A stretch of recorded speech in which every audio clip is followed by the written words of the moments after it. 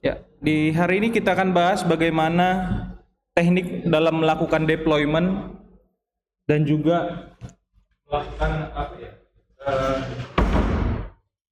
best practice bagaimana mendevelop sebuah website. Jadi ini yang mau kita bahas adalah secara garis umumnya bagaimana nanti website itu sudah bisa diakses secara publik online dan juga bagaimana teknik yang baik dalam manajemen repositori di dalam proyek kita. Jadi artinya sebuah website itu kan bekerja seperti yang sudah kita pelajari sampai di pertemuan minggu lalu itu masih bersifat lokal. Ataupun kalian akses secara development, masih dalam pengembangan.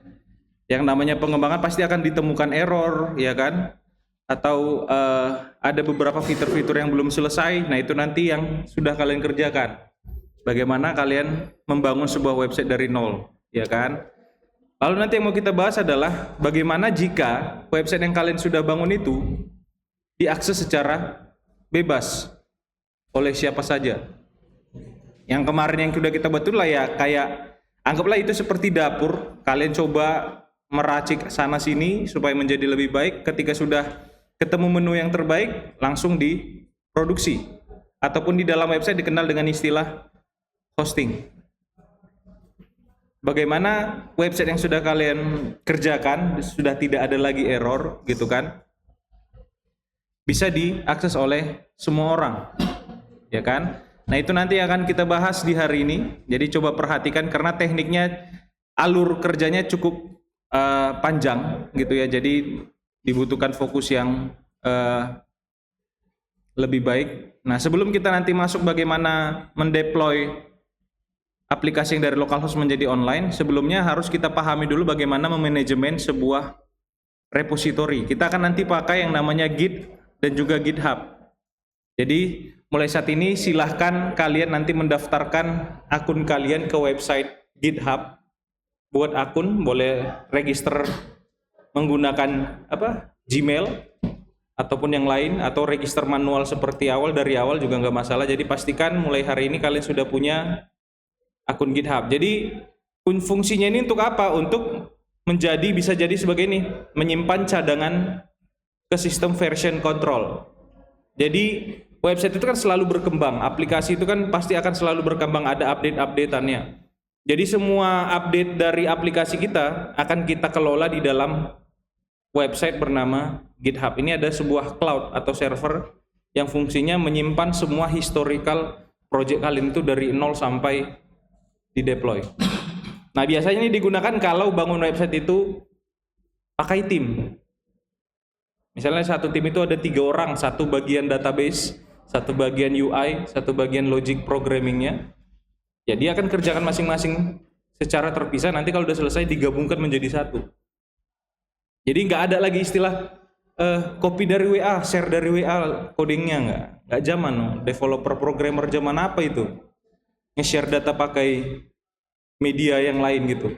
Kalau itu kan ribet ya. Kalau misalnya kalian share-nya dari WA kan kalian zip dulu, kalian kompres, zip, baru kirim ke teman kalian, baru kalian ekstrak, diedit, sudah diperbaiki, kirim lagi ulang, kan makan waktu. Nah, dengan adanya Git ini nanti kita dipermudah dalam mengatur alur pengembangan dari aplikasi kita. Jadi enak tuh, misalnya saya ngerjakan saat ini nih.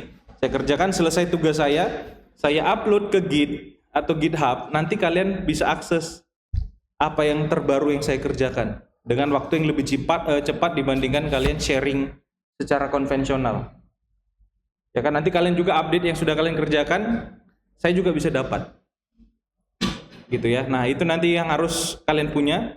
Nah, ini kalau nanti di browser silakan cari di Google namanya GitHub. Nanti masukkan aja kata kuncinya GitHub. Jadi ini website resminya. Alamatnya itu adalah github.com. Ya kan? Nanti silakan kalian buat akun baru di sini, sign up. Kalau sudah ada berarti tinggal sign in aja. Kalau belum ada silakan sign up nanti. Di sini biasanya kalau zaman sekarang kan daftar itu bisa langsung pakai akun Google atau Facebook atau yang lain. Kebetulan di sini hanya boleh sign up menggunakan sosial media Google dan Apple, iCloud, ya kan? Nah, nanti silakan di website resminya. Nah, saya kebetulan sudah punya account, saya sign in. Saya nggak pakai Google account itu, langsung saya sign in manual. Saya masukkan dulu akun saya, kebetulan saya sudah regis. Masukkan password. Nah, ini halaman dashboard dari GitHub. Di sebelah kiri ini berisikan repository project saya. Jadi saya nggak hanya nyimpan di laptop saya, siapa tahu ini hilang. Kan ini kan hanya fisik ini. Yang mahal kan yang ini. Ya kan? Kan gitu. Jadi di sini berisikan semua, nanti di sebelah kiri ini berisikan semua project-project yang sudah kita upload ke GitHub. Jadi sebenarnya selain tadi bisa sharing deploy, ini bisa bermakna sebagai media penyimpanan yang aman lah kira-kira. Masa programmer nyimpan projectnya di Google Drive? Kan nggak efisien, nggak keren gitu. Kalau ini nanti langsung dari terminal VS Code kita langsung masukkan komennya, langsung upload ke GitHub, ya kan? Nah, jadi nanti kita akan gunakan ini. Nah, terlebih dahulu nanti saya bilang tadi siapkan akun. Kalau sudah, nanti ini alur prosesnya bagaimana project kita itu bisa kita simpan ke dalam GitHub. Nah, interface-nya itu nanti melalui command prompt ataupun terminal yang ada di VS Code. Jadi nggak ada perlu yang kita install lagi aplikasi. Cukup nanti kalian diminta waktu menjalankan ini, paling akun GitHub kalian yang diminta. Jadi semua interaksinya melalui command prompt ataupun terminal di project kalian. Nah, nanti perintah awalnya itu pasti yang ini, git init. Ini untuk inisialisasi repository git lokal di folder project. Jadi untuk inisialisasi supaya project kalian itu nanti terhubung ke GitHub. Lalu nanti tahapan kedua adalah menggunakan pesan ini, perintah ini, git spasi add spasi titik, artinya ini untuk menambahkan semua file-file yang ada di project kalian untuk ditambahkan ke GitHub. Itu untuk git spasi add spasi titik. Lalu git commit ini untuk menyimpan pesan update-nya apa. Jadi biasanya git commit ini itu untuk menuliskan pesan dari setiap aktivitas yang kalian lakukan nanti dalam mengupload project itu apa saja. Lalu ketiga, yang ini, git branch garis hubung M besar main. Ini untuk menetapkan branch-nya di mana. Branch itu seperti menentukan alur penyimpanannya di mana. Jadi nanti bisa kalau misalnya bercabang ada banyak tim, nanti kita bisa buat banyak cabangnya. Ada banyak nama branch nanti. Ketika nanti kita perlu semua branch ini menyatu, kita bisa satukan menjadi satu branch lagi. Jadi artinya bisa ngerjain masing-masing, nggak usah nunggu satu orang siap dulu. Kerjain punyamu, saya kerjakan punya saya. Ketika sudah siap, nanti kita satukan di satu branch. Branch itu seperti satu akar gitu. Nanti akar itu bisa kita buat cabang-cabangnya lagi, gitu ya. Oke, jadi nanti akan ada satu jalur bernama main. Lalu nanti di sini ketika sudah kita tentukan main, lalu kita masukkan perintah ini, git remote add origin. Nanti berisikan setelah kata kunci origin itu berisikan alamat URL project GitHub kalian supaya nanti langsung bisa di remote. Dan yang terakhir nanti itu adalah git push untuk mengupload semua ke project Git kalian. Saya akan demokan ini, perhatikan. Kebetulan ini saya rekam juga biar nanti kalian bisa review lagi. Saya sudah punya tadi akun Git. Nah, untuk memulai saya klik aja tombol new yang di sini. Untuk memulai membuat repository baru. Jadi satu project, satu repository. Saya klik new. Nah, di sini langsung saya dikasih tahu. Ini akun saya. Nama repositorinya apa? Misalnya saya buat aja namanya toko kita, sesuai nama project kita. Oke. Nama repositorinya tentukan, lalu konfigurasi di sini di bagian choose visibility. Boleh kalian tentukan public atau kalian tentukan private. Artinya kalau private yang bisa mengakses hanya yang memiliki link repository. Kalau public berarti siapa saja pun nanti yang membuka GitHub dengan memasukkan kata kunci yang mirip dengan nama repo kalian, dia bisa akses full codingnya. Jadi ibarat ini kayak tempat publik itu bisa semua mengambil coding kalian, siapapun boleh mengambil coding kalian. Kalau private hanya orang tertentu yang memiliki link. Nah, kalau orang pelit di sini tinggalnya di private. Kalau yang suka berbagi, maka pilih visibility-nya public. Ya. Tidak ada dikenakan biaya. Mungkin kalian pernah nggak ngakses coding dari GitHub? Kalian download project-nya gitu, gratis. Jadi itu kalau dia pilih visibility-nya public. Jadi download coding, nyari coding itu jangan dari Google lagi. Buka website GitHub, masukkan kata kunci yang ingin kalian lihat, cari, maka dia kasih codingnya. Jadi jangan nyari coding itu dari Google. Zaman dulu sebelum ada AI, saya sering carinya itu nggak dari Google. Buka GitHub, masukkan kata kunci mungkin yang kita cari, dapat. Artinya dia kayak seperti mesin pencari juga, tapi khusus untuk developing. Ya kan? Ataupun ada dulu namanya apa ya? Stack Overflow. Di situ tempat forumnya programmer-programmer mau diskusi. Oke. Ini saya buat public. Yang lain ini nggak usah kita setting, langsung klik tombol create repository. Ini kita tunggu. Nah, sudah. Artinya sekarang saya sudah punya repository yang bernama ini, toko kita, sifatnya public. Dah. Lalu ini alamat repository saya. Jadi kalau saya pengen nge-share ke orang, bagilah linknya yang ini. Link repositorinya. Gitu ya. Oke. Terus ini yang harus kita lakukan nanti di project toko kita melalui VS Code. Pertama itu adalah ini tadi kan git init, lalu git add, lalu git commit untuk memberikan pesan, lalu git branch min main ini untuk menentukan jalurnya. Yang ini untuk remote. Git remote add origin, alamat dari repository saya. Lalu untuk menguploadnya, ini perintahnya, git push min u origin main. Nah, sekarang saya mau coba langsung satu persatu perintah ini.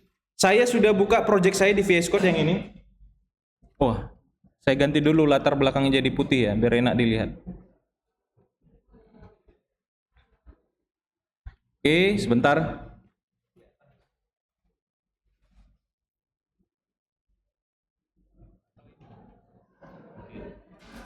Nah, coba perhatikan ini saya zoom in terminalnya. Jadi interaksi kita semua melalui terminal di sini. Ini sekarang project saya sudah sesuai dengan materi kita yang di minggu lalu. Ya.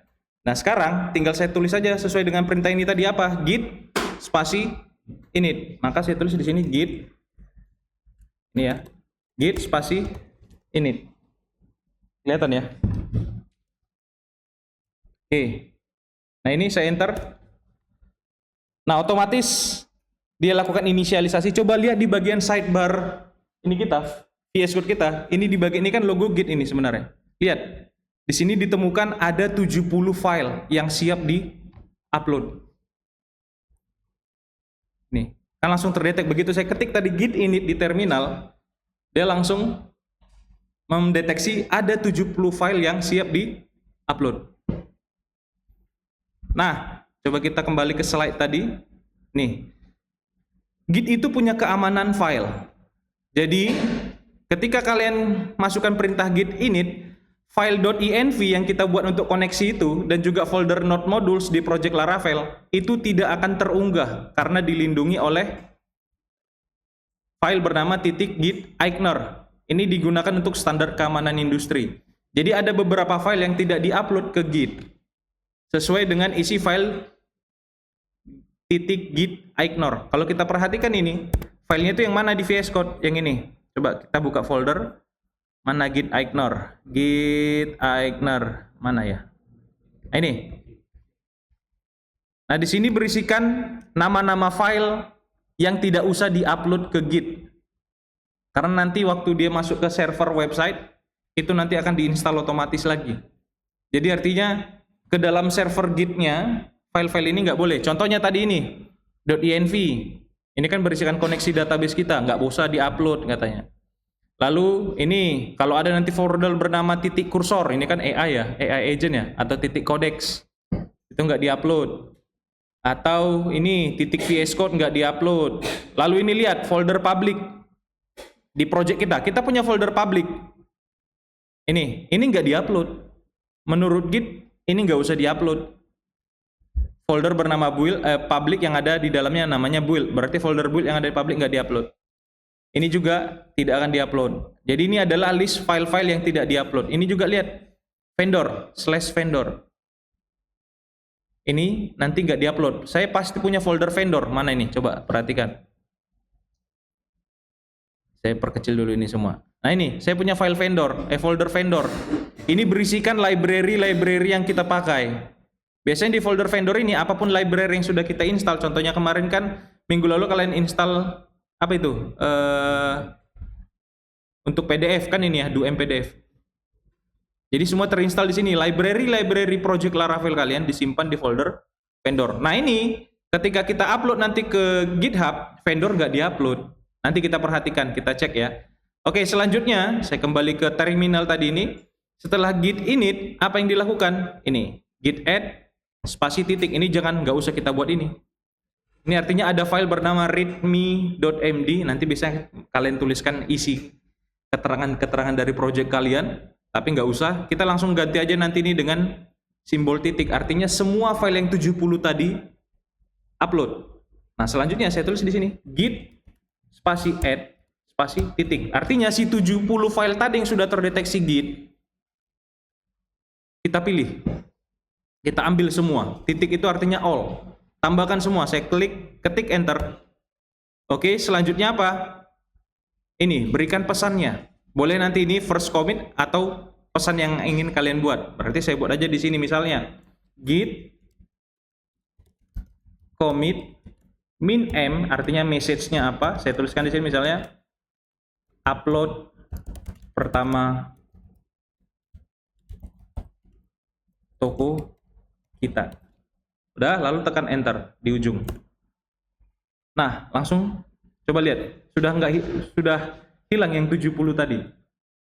Jadi artinya sudah siap untuk di-upload. Karena sudah kita tentukan pesan commit-nya. Lalu ini selanjutnya git branch min m besar main. Kita buat jalurnya. Maka di sini saya tuliskan selanjutnya git apa tadi? Branch min m besar main. Nanti boleh kalian ganti namanya ini ya. Boleh main, boleh utama, silahkan aja. Oke, ini saya buat aja namanya main. Enter. Selanjutnya, apa yang dilakukan? Ini, copy aja yang ini. Git remote add origin, ini kan alamat repository saya. Ini saya copy, saya paste di sini. Enter. Oke, berhasil, nggak ada pesan error ya. Lalu kita upload git push min u origin main. Artinya semua yang tadi sudah kita proses, silahkan push atau upload ke jalur bernama main. Main ini dari mana? Yang sudah kita buat di atas. Huruf besar kecilnya sesuaikan. Oke, ini saya copy, saya paste di sini. Enter. Kita tunggu koneksi. Nih lihat nih, dia sudah berhasil. Coba lihat nih di pesannya. Sudah 100% dikompres. Waiting objeknya 90 proses yang sudah dilakukan dari 94 kegiatan, ya kan? Nah, sini sudah berhasil di upload, nggak ada pesan error ya. Ini artinya sudah kita berhasil upload. Nah, sekarang kalau saya refresh ini halaman website GitHub saya ini, refresh ya, sudah masuk project saya. Nah, di sini juga ada diketak, sudah ada tercipta readme otomatis. Projectnya Laravel, ya kan? Nanti kalau masuk ke website ini harus kita install semua. Oke. Nah, ini sekarang sudah tersimpan di GitHub. Ini kalau mau saya lihat, ada satu commit, lihat ini, ada historinya di sebelah sini. Kalau saya klik, nanti dikasih tahu pesan commitnya ngapain. Ini yang tadi saya buat kan, upload pertama kali. Artinya kan sekarang yang coding saya yang saat ini saya punya, sudah saya upload dengan pesan upload pertama kali.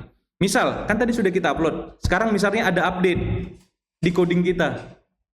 Tadi kan sudah terupload ke GitHub kan, saya update misalnya di view yang sederhana saja. Misalnya di resource, view, di produk, file create, file index ini, kan ini ada teks apa nih, apa yang kita mau bisa rubah ya. Contohnya apa ini, pokoknya ada perubahan aja. Di tombol edit, misalnya tombol edit saya ganti jangan edit, tapi ini tombolnya saya ganti teksnya jadi ubah. Ada perubahan kan? ada update kan, langsung otomatis di VS Code kita langsung dikasih tahu ada satu yang ready untuk di add ke GitHub yang ini. Ini artinya ada satu file yang berubah. Ini kalau saya klik gini, ini kan ini satu file yang tadi ada mengalami modify. M itu artinya modify. Ada yang diubah. Kalau kita buka filenya ini langsung, lihat ini M.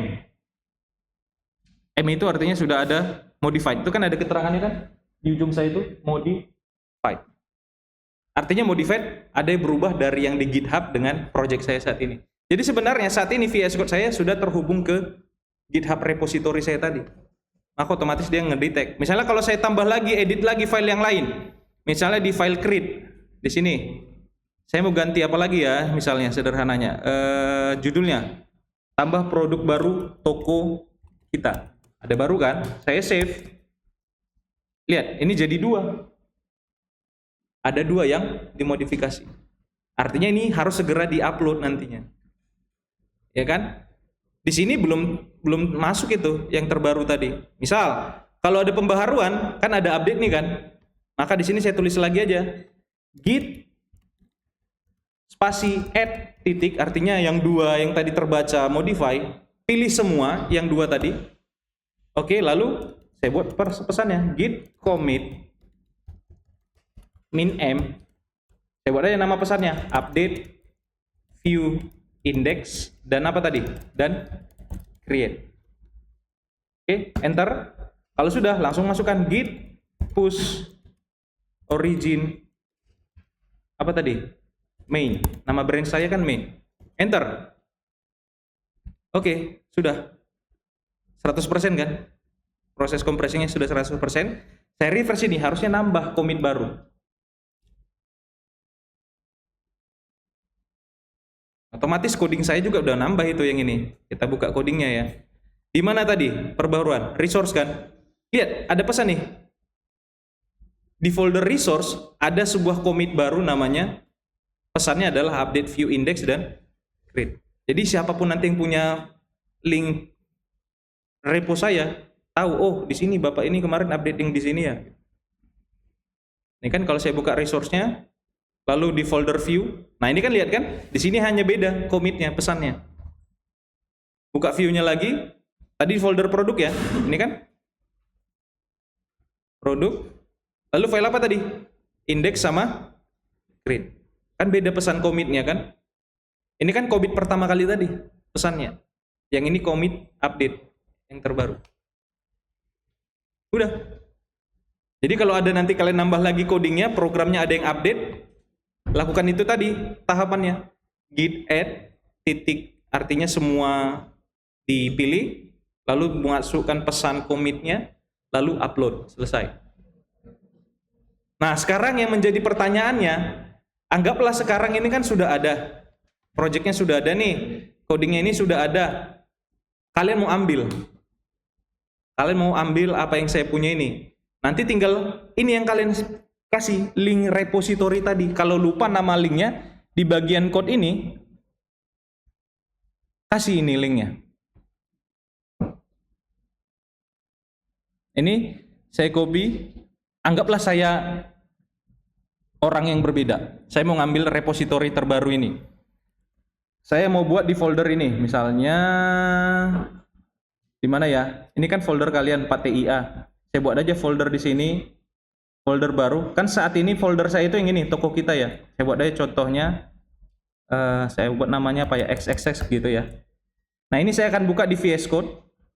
Saya open folder X, ini kan, open. Kan sekarang berarti project saya ada di folder X.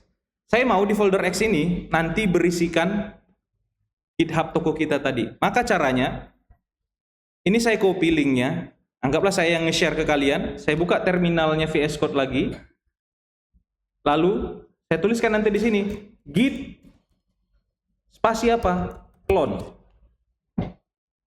Spasi link tadi. Kalau kita mau repository tadi diinstal di sini, di folder XX ini, maka tuliskan di sini, spasi titik, artinya di folder XX inilah cloning repositorinya. Ini saya enter, Lihat, ini pesannya, cloning ke folder saat ini. Nah, sudah done, selesai. Kalau kita buka, nih udah masuk. Selesai. Lebih cepat dari WhatsApp kan? Oke. Tapi tadi katanya GitHub itu menolak folder vendor. Vendor tuh nggak diupload. Coba lihat di sini. Vendor saya nggak ada kan? Ada nggak folder vendor di sebelah sini? File bernama .env ada nggak? Nggak ada kan? Berarti saya harus buat file env baru di sini. Ini kan dedikasinya nih kan? Ada env.example. Ini aja kita copy paste. Ya kan? Ini saya copy, saya paste lagi. Ini saya ganti namanya. Saya rename menjadi .env. Selesai kan? Gitu kan? Oke. Yang berbeda nanti di sini apa? Kan koneksi database nanti di sini kan? Nah, ini kan. Ini ganti jadi apa kemarin? MySQL. Ini kutipnya ini hapus semua hashtagnya. Kemarin database kita apa namanya? Kalau lupa kan ada di sini kan? Ada di migration kan? Atau apa kemarin? Lupa ya? DB underscore ya? Ya, maka di sini kita buat DB underscore toko kita. Udah, selesai. Passwordnya nggak ada. Kita kan pakai SAMPP. Ini saya jalankan dulu SAMPP saya. Saya aktifin dulu ya, karena kan nanti nginstal ke database. Manage server, saya aktifin dulu MySQL dan juga Apache-nya. Oke, sudah. Nah, ini ya, sudah aman, env sudah ada. Selanjutnya apa yang kita lakukan lagi di sini? Ke orang yang menerima cloningan GitHub tadi. Kita nggak punya ininya, kita nggak punya vendor. Maka perintahnya di sini, kita mau install semua library yang dibutuhkan project ini. Perintahnya adalah Composer. Pastikan laptop kalian yang menerima clone itu punya Composer juga. Sudah menginstal Composer. Composer install. Dengan perintah ini, nanti project kita, VS Code ini akan mendeteksi yang ini. Coba perhatikan, yang ini. Composer.json. Ini isinya adalah semua library yang dibutuhkan oleh project ini. Kan dikasih tahu nih, coba lihat. Nih, PHP-nya 83 katanya. Berarti laptop ini harus pakai PHP versi 83. Terus library ini, Berry VDH ini untuk PDF. Lalu ini nanti akan di-download semua sesuai dengan isi dari composer.json. Nah, sekarang saya coba eksekusi Composer install ini. Enter. Nah, dia download semua library-nya. Sampai selesai. Oke. 80 package sudah bisa digunakan dan sudah di funding. Coba kita lihat. Saya sudah punya folder vendor nggak? Ini sudah ada. Selesai. Sekarang tinggal saya lakukan apa di sini? PHP artisan serve. Serve aja dulu, kita lihat. Kan sudah running ini. Kalau saya buka di sini 127 kan? Udah, tinggal saya klik di sini apa? /produk. Oke, ini kenapa? app encryption key-nya masih kosong. Coba lihat. Ini kan pesannya no application encryption key has been specified. Di sini tuh kasusnya di file env. Belum saya save. Save.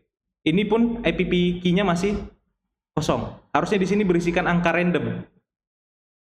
Nah, caranya bagaimana? Ini saya stop dulu server saya. Apa ya? Ctrl C. Di sini perintahnya kalau nggak salah PHP artisan key .2 generate.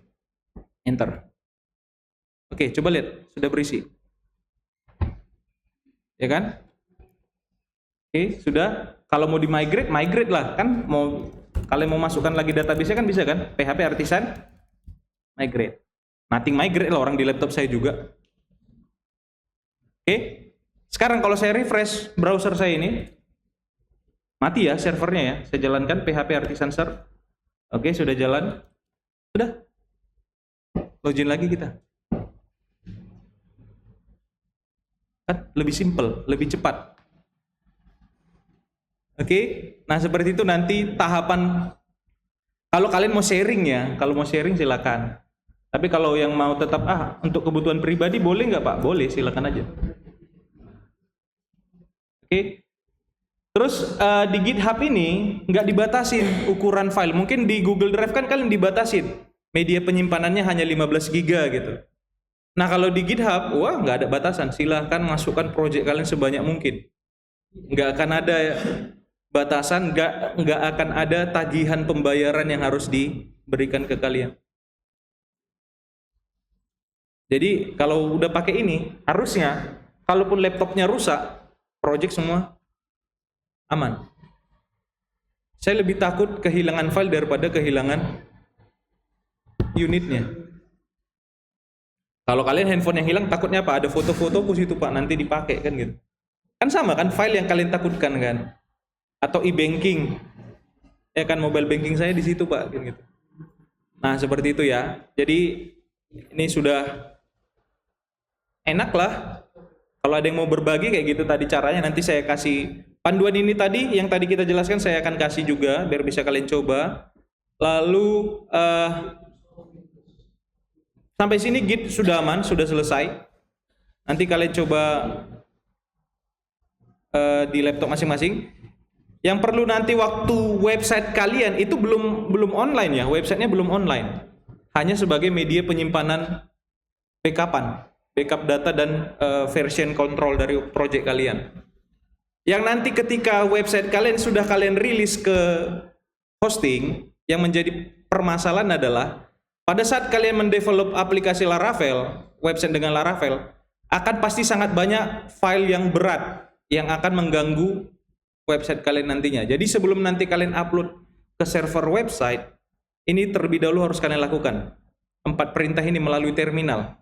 Sebelum di-upload ya, PHP artisan view clear, PHP artisan route .2 clear, PHP artisan config .2 clear, PHP artisan change .2 clear. Ini harus dijalankan dulu supaya apa? Semua file-file. Jadi setiap kita running program tadi, sebenarnya ada file-file yang bertambah terus ke project kita. Jadi bersihkan dulu lah sebelum nanti masuk ke website, gitu ya.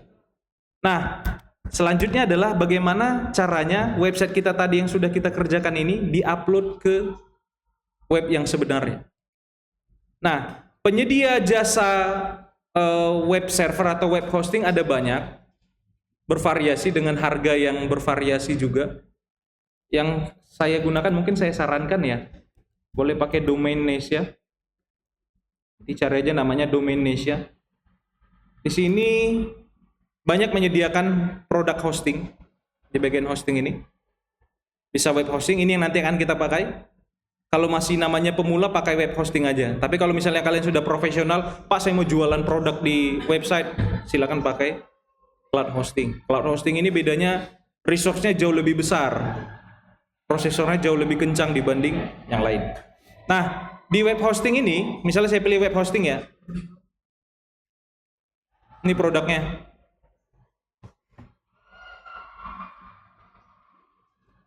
Ada nama produknya Nimbus One. 18.000 per bulan. Kalau nggak salah, tapi nanti kita lihat ya. Nah, resource-nya itu, kalau yang Nimbus coba perhatikan, media penyimpanannya cuma 2 GB hard disk-nya. Project kita ini udah berapa mega ini? Coba saya copy ini ya. Kita lihat dulu infonya ini. Oh iya, kok jadi buka gini? Ah, ini nguji MacBook ini. Besaran ya? Ini gimana nutupnya? Ini kurang kerjaan. Itu di mana tuh? Nggak bisa nih. Saya close aja dulu satu-satu. Jadi dia ngecek filenya satu persatu. Bentar, kita lihat. Tadi 2 GB ya media penyimpanannya. Oh ini yang harusnya saya get info ya, yang file XXC ini. Get info sekitar 4 KB, aman lah ya. Tapi nanti kalau kalian sudah upload image selesai, nggak muat. Kan gitu ya. Kalian dikasih hard disk 2 GB beserta project, beserta database, semua lah itu yang dibutuhkan di website kalian nanti hanya 2 GB.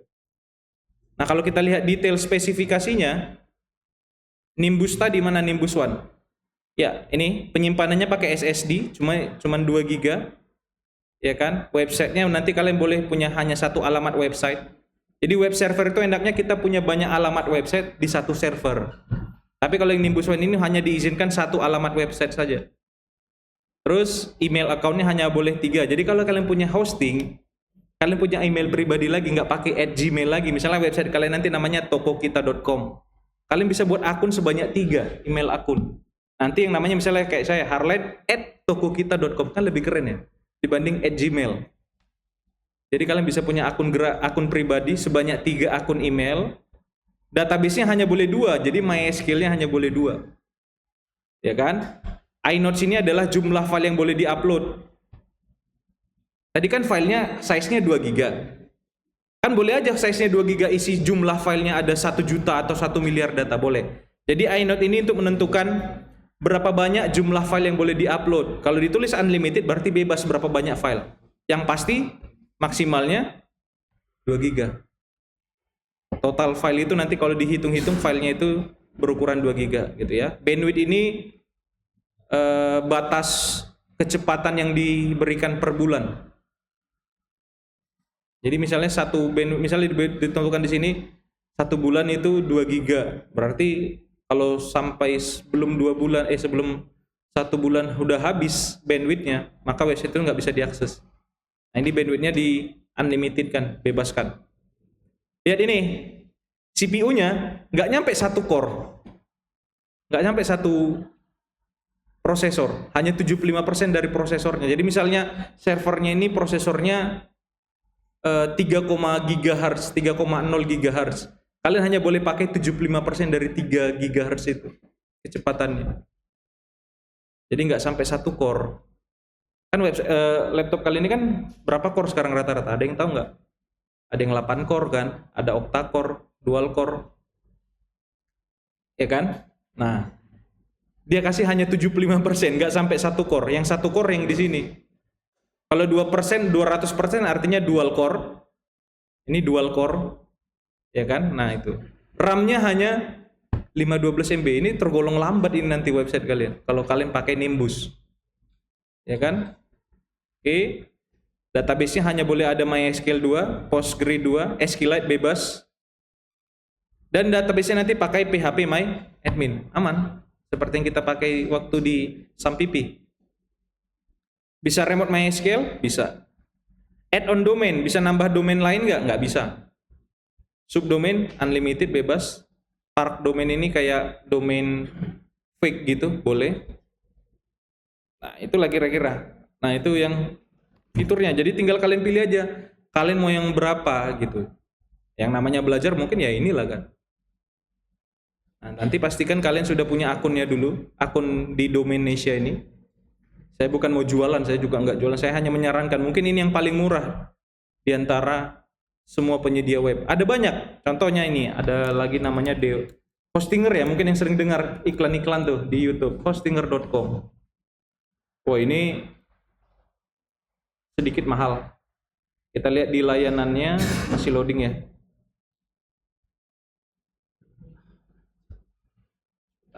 Agak lambat. Tuh. 12.900. Tadi ini berapa? 18.000. Tapi perhatikan dulu. Kita lihat, pilih paket. 10 GB tadi itu ya. Menjanjikan juga. Kita lihat dulu ya. Kita pilih dulu paket itu. Bisa nggak dia kita sewa per bulan? Atau langsung dihitungnya 1 tahun? Bisa 1 bulan. Berarti lebih murah Hostinger ya.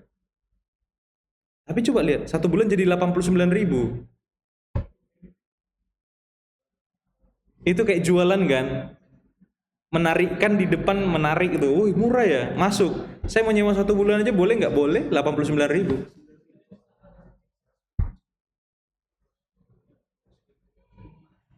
Tadi apa yang saya pilih? Ini kan? Iyalah, lihat. Kalau mau 1 tahun mungkin harganya segini kan gitu. Ini kan jualan, ini yang dicoret ini sebenarnya harga aslinya. Yang 1 bulan tadi kan. Ini kan saya pilih nih, memang menjanjikan 10 GB tadi. Dia harganya 12.000 itu kalau sewa 2 tahun. 48 bulan lebih 2 tahun ya, 3 tahun. Ya udahlah kalian sewa ini, tapi harganya jadi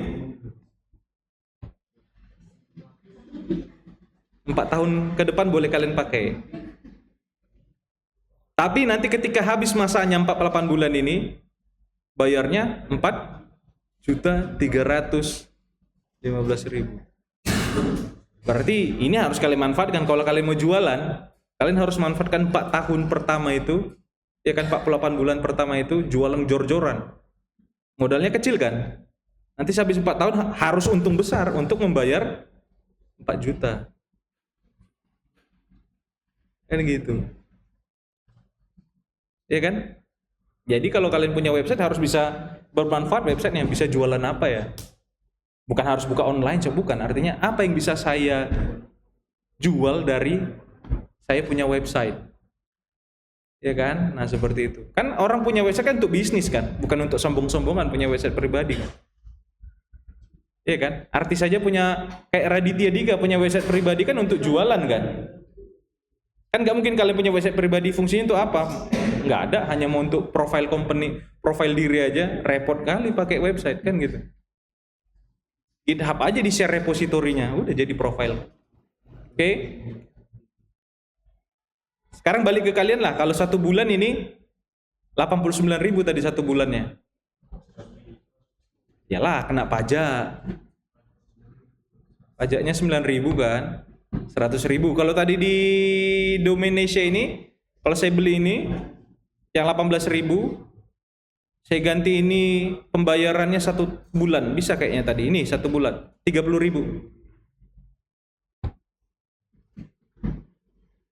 Kalau 1 tahun 21.000 per bulan, berarti totalnya 279.000. Kalau mau langsung sewa 2 tahun 400.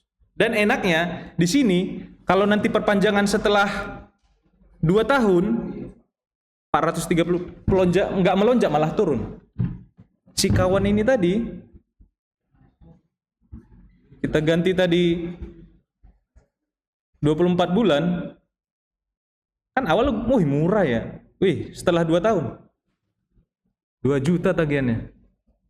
Perpanjangan 2 tahun lagi gitu.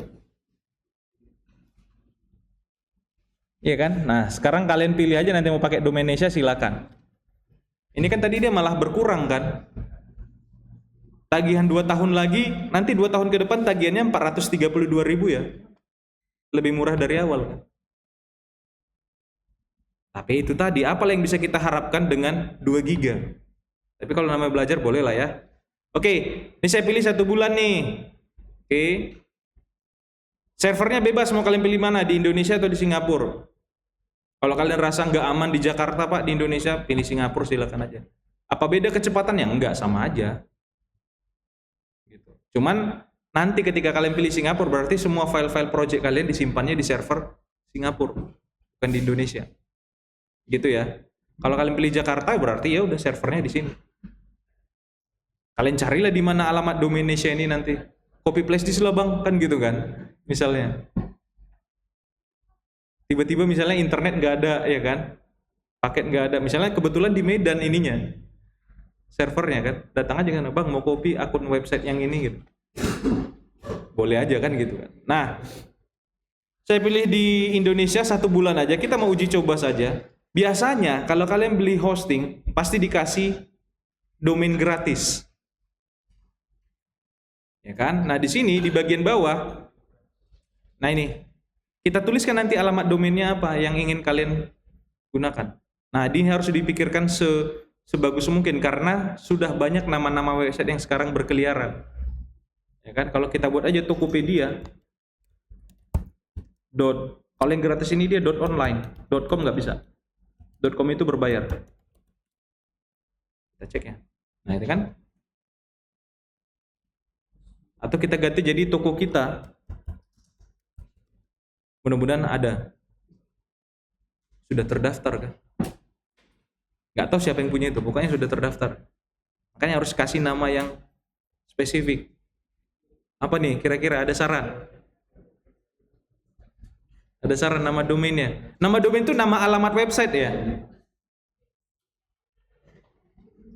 Ada saran?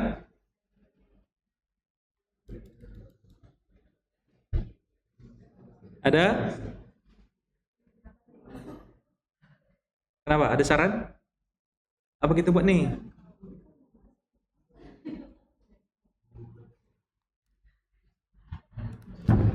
Apa?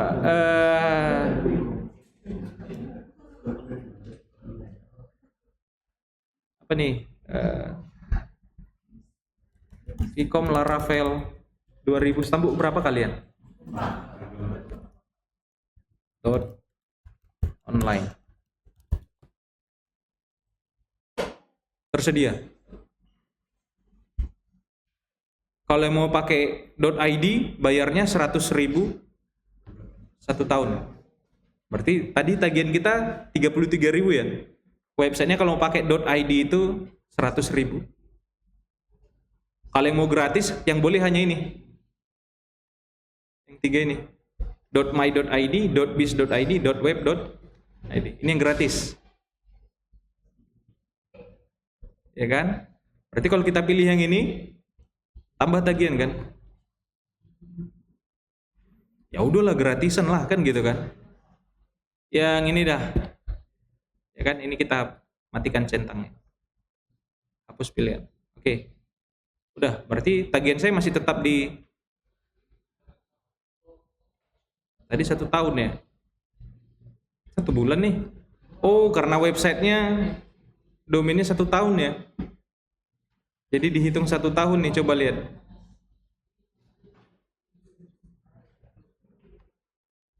Jadi otomatis apa nih yang bertambah? Oh ini ya. Yang mana tuh? Gak bisa, harus 1 tahun. .online atau ini aja ada apa tadi? .web.id.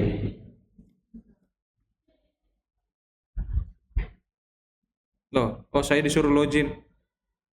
Bentar ya, saya login dulu.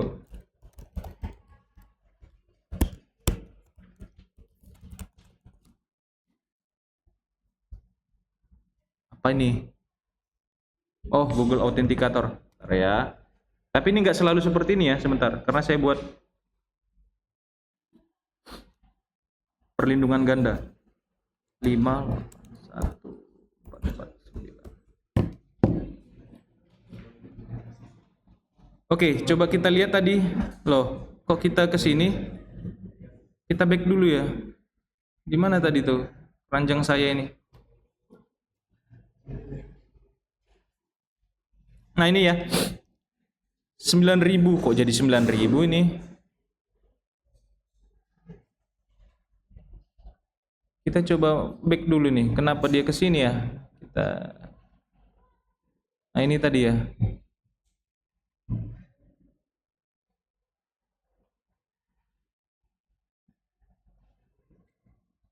Oke, ini yang ini tadi kan. Jadi 44.000 ya. Domain web.id itu tadi katanya gratis. Ini kan?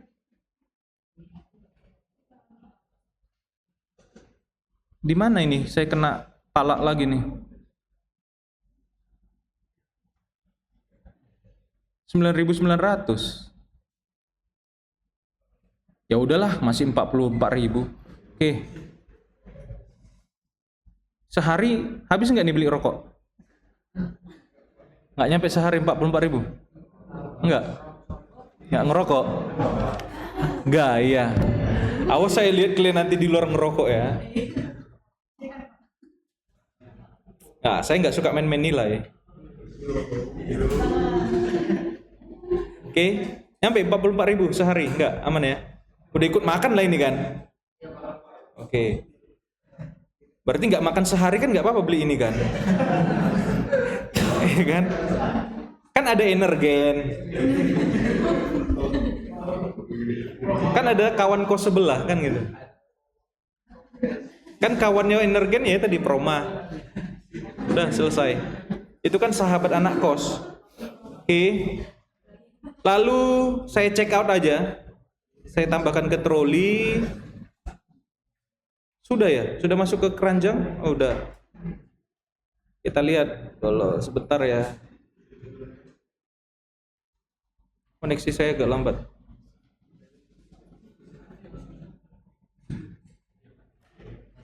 Oke, berarti tagihan saya 44.000, pembayarannya oke lah, kiris lah. Biar cepat. Selesaikan dan bayar.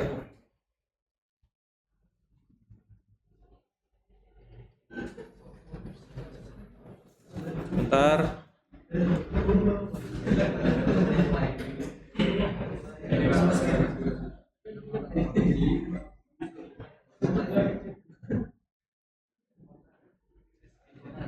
Oke, saya tinggal scan kirisnya ini aja.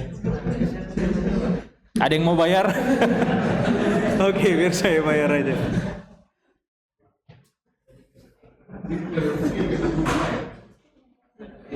Oke, saya coba bayar dulu. 44.000 tadi ya.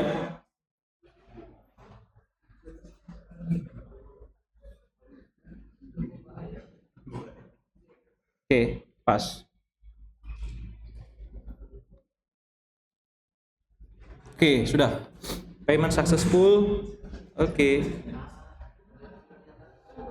Bentar ya, kita akan di redirect ke aplikasi kita. Oke, sudah dibayar.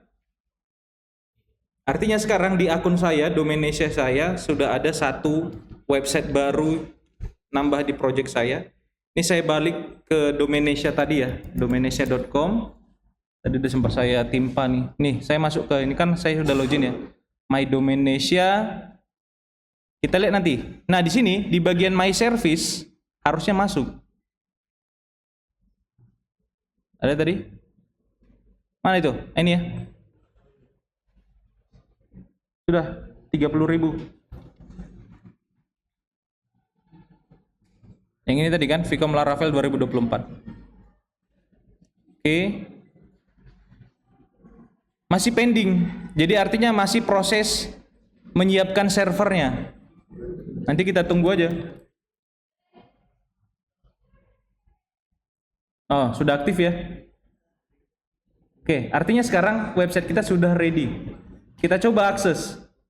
Apa tadi namanya? Vicom Laravel 2024.my.id. Masih belum, masih proses menyiapkan server. Can be reached katanya. Kita coba ya. Ini hostinger saya tutup. Ini kalau saya klik aja harusnya, oh, saya klik ya, nih. Belum tersedia, masih proses instalasi nih. Nanti kita tunggu. Kalau nggak salah, ini nggak sampai 1-2 hari selesai. Tapi ini udah bisa kita akses servernya. Jadi misalnya saya pilih yang ini tadi, saya klik di bagian hosting Nimbus ini untuk masuk ke dalam server. Nah, lalu ini kan sudah masuk ini Vicom Laravel 2024 ya. .web.id. Tadi saya buat huruf besar ini. Enggak kan? Oke. Lalu ini saya klik masuk ke servernya. Ini, login to cPanel. Jadi toolsnya bernama cPanel. Nanti di dalamnya ini semua phpMyAdmin, folder htdocs seperti yang kalian punya atau folder projectnya. Nah ini, saya sudah masuk ke cPanel-nya.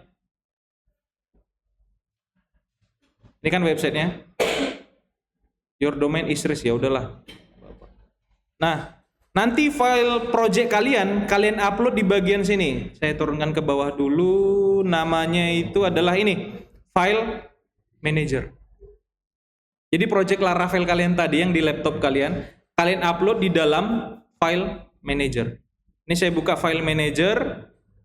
Nah, nanti upload di sini di folder bernama public_html. Jadi semua project nanti kalian upload di sini. Yang ini ya. Nah, ini kan ada default coding HTML nih yang diciptakan. Tapi belum bisa kita akses tadi. Ini sudah bisa kan? Belum bisa juga. Berarti server domainnya belum jalan. Jadi nanti semua projectnya upload ke sini. Yang tadi di folder kalian ini, toko kita ini, semua file ini ekstrak, zip kan, upload ke sini. Nah ini kok belum aktif ya? Biasanya harusnya aktif ini. Vicom Laravel belum aktif. Coba saya cek dulu di domain. Ini di bagian domain sudah masuk nggak ya? Udah aktif. Kenapa nggak bisa diakses ya?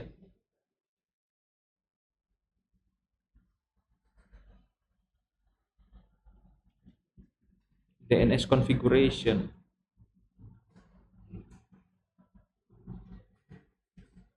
Oh, harus verifikasi alamat domain juga. Nih, lihat. Aktivasi domain Anda belum selesai, kami telah mengirimkan tautan verifikasi. Berarti saya buka dulu email saya. Saya buka di Gmail, harusnya ada masuk inbox. Nah ini ya, verifikasi nama domain. Ini harus saya verifikasi dulu. Mana tombolnya? Oh ini.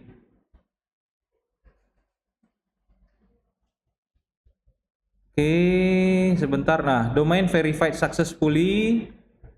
Ternyata udah seperti itu sekarang. Di mana tadi? Ini ya. Kalau saya refresh ini. Oke, sudah ya. Sudah aktif. Kalau saya refresh ini lagi websitenya, masih belum.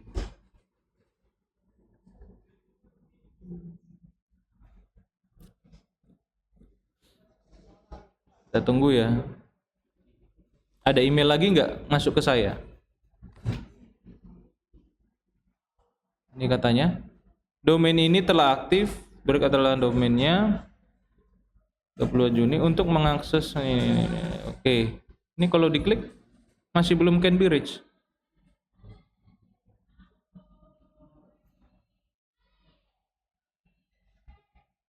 Ada yang udah bisa akses ini? Belum kan? Masih gini kan?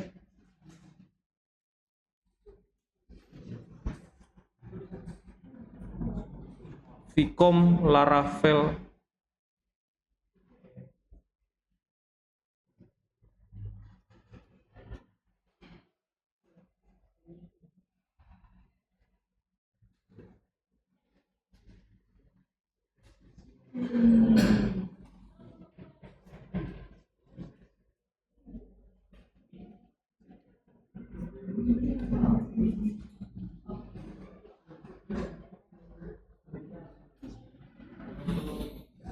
Oke, ini SSH-nya.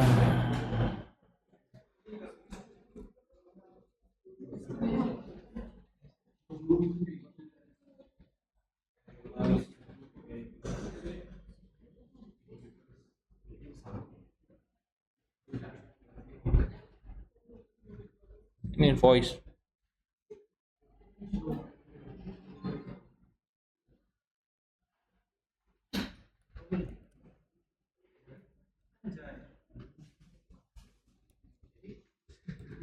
Harusnya bisa. Can be reached.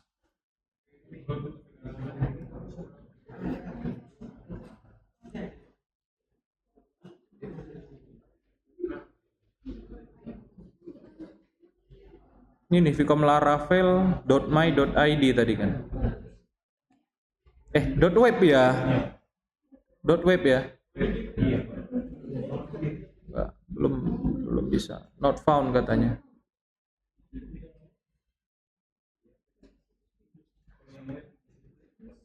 Ini vicomlaravel 2024.web.id.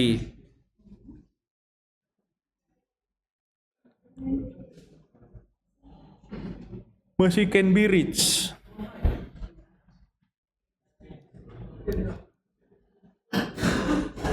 Biasanya butuh prosesnya nggak lama ini. Nah ini sudah. Kenapa browser Google Chrome saya tadi itu? Di situ tempat kalian sudah? Kok di saya nggak mau ini?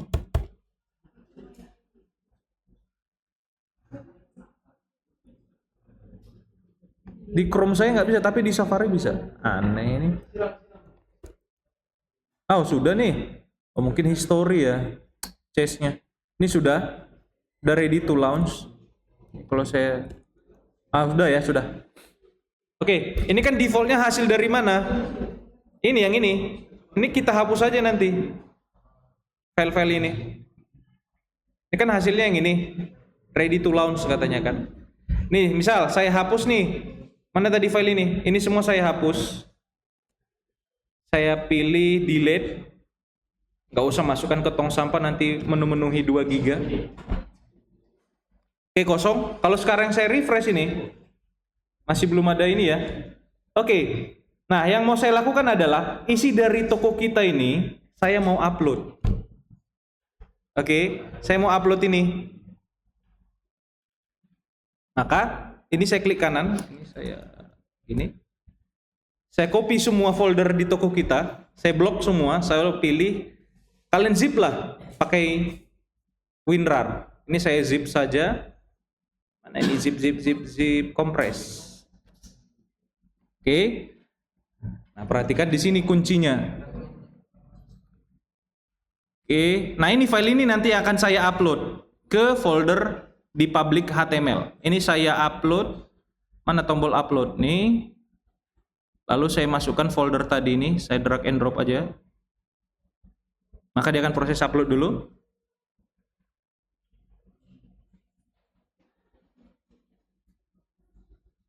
Kita tunggu.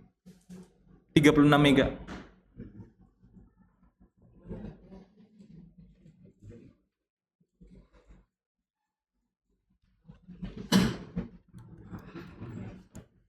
Oke ya, udah kosong kan, udah nggak muncul tampil apa-apa lagi.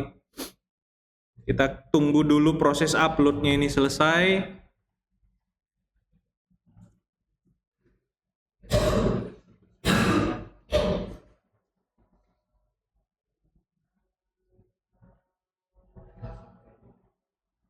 Oke, sudah komplit.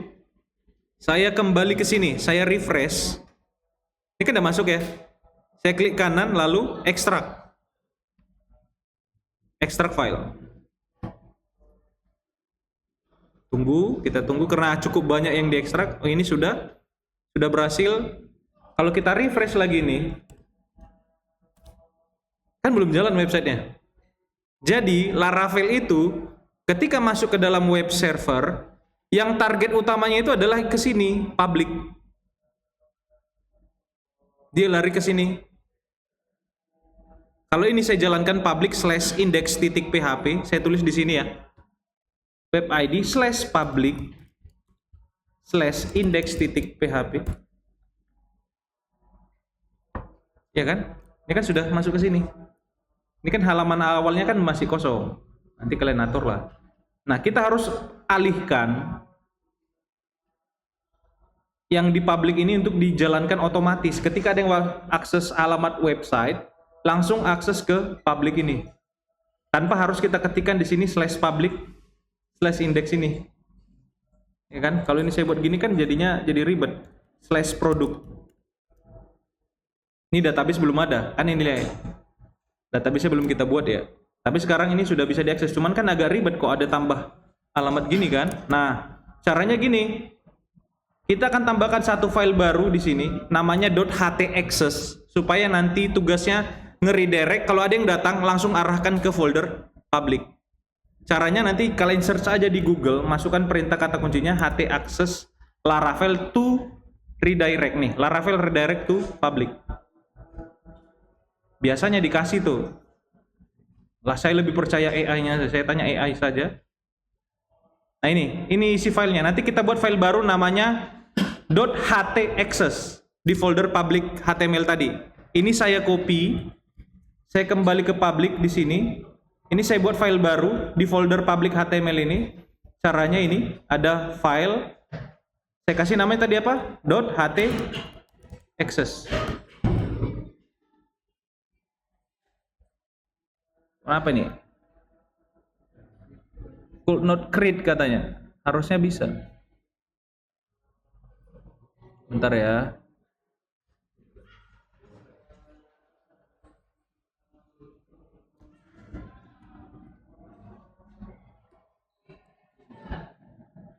Tidak diizinkan. Bentar ya.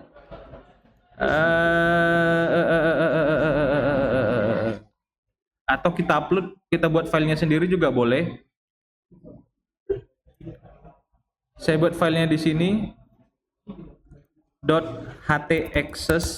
Kita coba upload nanti, kita upload paksa. Oke. Lalu saya upload ke sini. Saya upload lagi, filenya bernama apa tadi? htaccess ya. Saya coba upload dulu di sini tadi ya, di X. htaccess. Oh, nimbun ya. Bentar.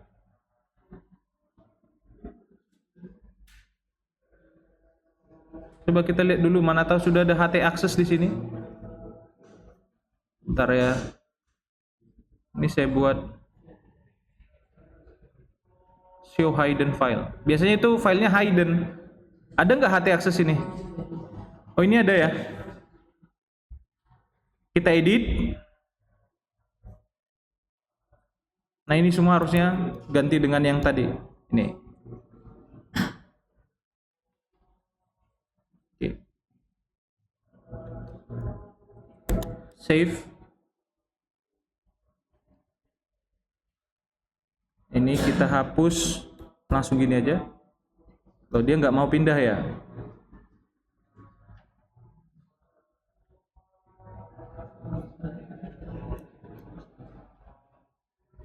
Gimana masalahnya ini? Ini padahal sudah benar. Request ke folder public.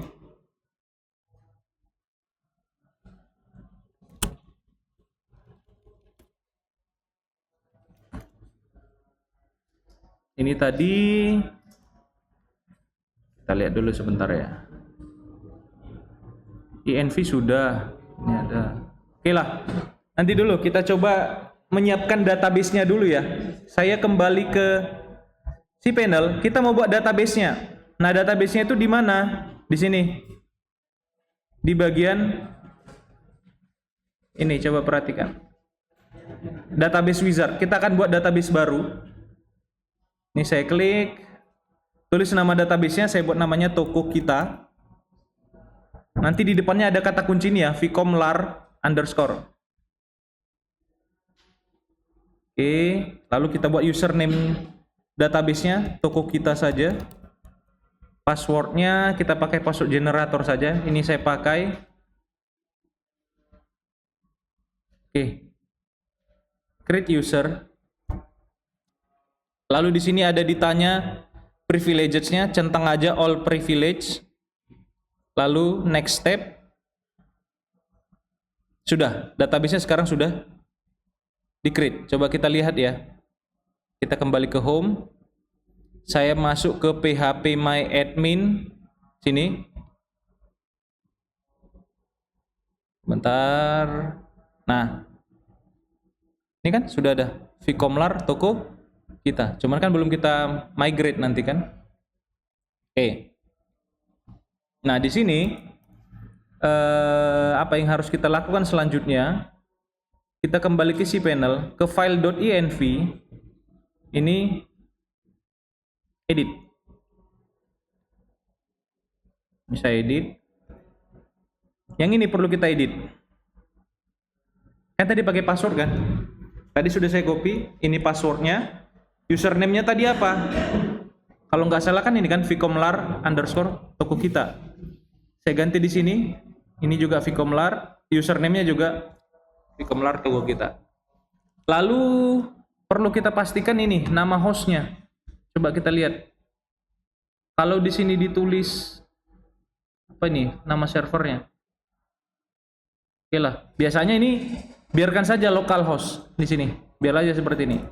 Oke, ini sudah.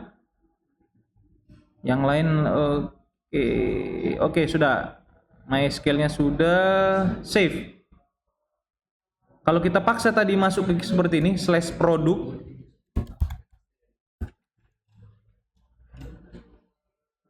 Apa nih katanya? Tabelnya belum ada kan? Ya kan? Nah, ini tabelnya belum ada. Tinggal kita migrate tabel-tabelnya. Oke, caranya gimana? Biasanya di cPanel ada yang namanya terminal. Nanti kalian cari aja di search tool ini, tuliskan terminal. Nggak dikasih ya? Kalau yang gratis, yang murah nggak dikasih ya? Terminal ada nggak ya? Nggak dikasih ya? Oh, berarti ada beberapa fitur terminal nggak diaktifin yang berbayar, yang ini yang murah. Harusnya di sini ada terminal supaya kita bisa PHP Artisan migrate. Terminal nggak dikasih, nggak ada fitur itu. Biasanya ada fitur terminal. Oke lah, nggak apa-apa. Ini aja langsung kita database kita itu kita ekspor ya. DB toko kita yang ini aja kita ekspor. Oke, ekspor. Mana dia? Ekspor. Oke, ini sudah ada filenya. DB toko kita. Saya kembali ke PHP admin yang server kita ini. Saya impor. Tadi di sini DB toko kita. Impor. Oke, sudah. Harusnya di sini kalau kita refresh. Udah, running. Kemarin siapa sini? Uco @tokokita.id. Uco 1 2 3 4. Dah. Sekarang website saya sudah online. Cuman tadi ada public ini ya. Oh sudah nggak pindah lagi, coba lihat. Saya nggak ke public lagi, gini aja. Udah, aman. Nggak perlu public lagi ya, tinggal gini aja. Udah, logout. Udah selesai. Hanya bedanya harusnya di sini ada ini loh, ada terminal supaya saya bisa PHP Artisan migrate. Kalau yang di akun yang lain itu ada, misalnya nih, akunnya fakultas, kebetulan saya yang megang nih bisa. Dia ini yang udah cloud ya, beda ya, ini hosting itu cloud. Saya masuk ke si panel punya fakultas, ini pasti ada, makanya tadi kok aneh. Mungkin karena murah. Terminal, nah itu kan ada nih. Ini tinggal saya buka. Udah, ini jadi kayak comment prompt-nya tapi di server. Gitu. Tinggal saya CD, lihat list directory. Ini semua directory-nya. Tapi di sini tadi nggak ada. Mana tadi? Si panel saya yang murah. Nah ini. Nggak ada. Harusnya kalau ada yang seperti punya fakultas ini enak. Tinggal di sini kita tulis PHP Artisan migrate. Ya, ada harga, ada kualitas, kan gitu ya. Oke. Ataupun kayak fakultas ini saya nggak usah buka si panelnya, tinggal buka command prompt laptop, saya bisa langsung masuk ke server. Nggak tahu ini bisa nggak ya?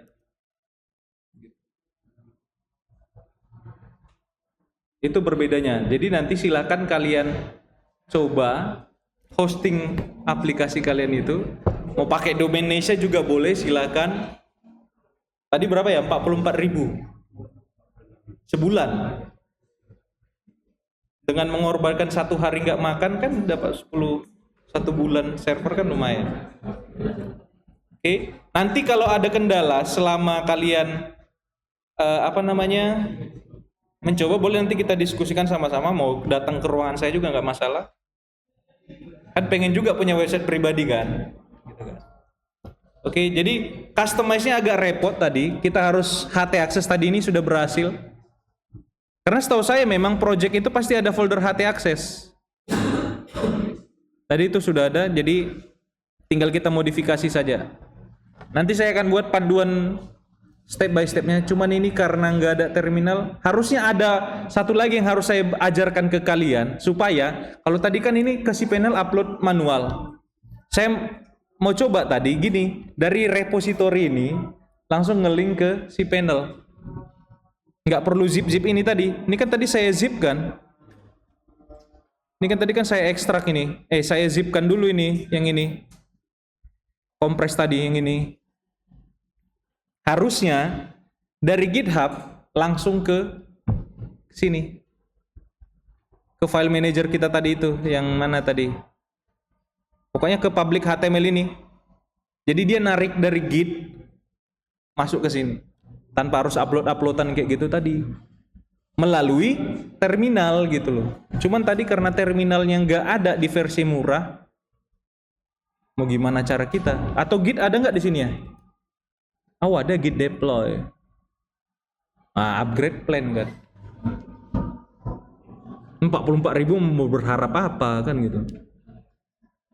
Ini kan dibilang ya kan, nggak bisa. Nimbus One itu nggak bisa dipakai, harus pindah ke Nimbus Go. Ini kan katanya kan. Git deploy available ke Nimbus Go atau higher. Tadi berapa Nimbus Go?